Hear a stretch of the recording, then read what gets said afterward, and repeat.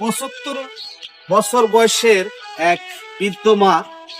এবার বলবো আমি ওনার কিছু ঘটনা। মিরপুর 11 নম্বরে ছিলেন ওনার মেয়ের বাড়ি।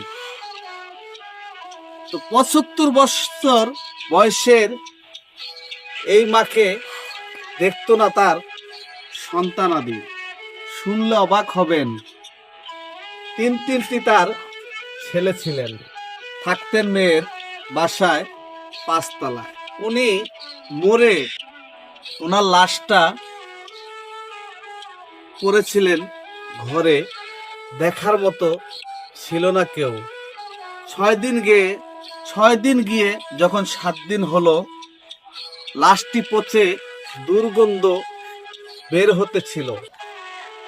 প্রতিবেশী দুর্গন্ধ পেয়ে 349-এ কল দিয়ে পুলিশকে বিষয়টি জানালো।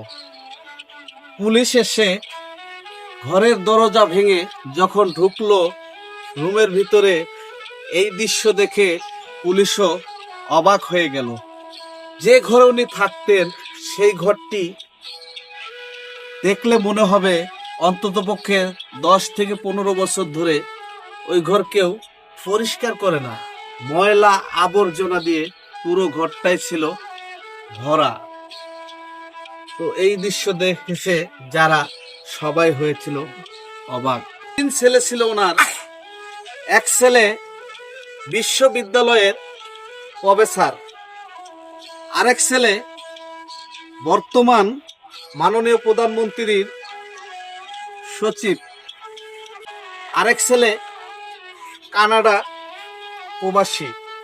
তো 3টা ছেলেই কিন্তু প্রতিষ্ঠিত হয়েছে, কিন্তু বিনিময় মা কি পেয়েছে?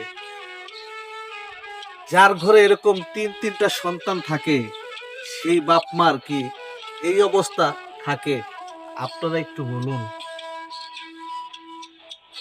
মা কত কষ্ট করেছে, 10 মাস 10 দিন গর্ভে রেখেছে, কত কষ্ট করেছে, তারপর পৃথিবীর আলো বাতাস দেখিয়েছে। মা নিজে না খাইয়া ওই সন্তানদেরকে খাওয়াইছে।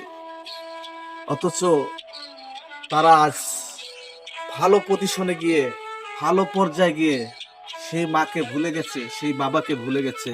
যে মেয়ের বাড়ি উনি থাকতেন, ইচ্ছা করলে সেই মেয়েও তো মাকে দেখতে পারতেন, কিন্তু সেই মেয়েও কিন্তু মাকে দেখে নাই, মার যত্ন আদি নেয় নাই, মার খোঁজ খবর নেয় নাই।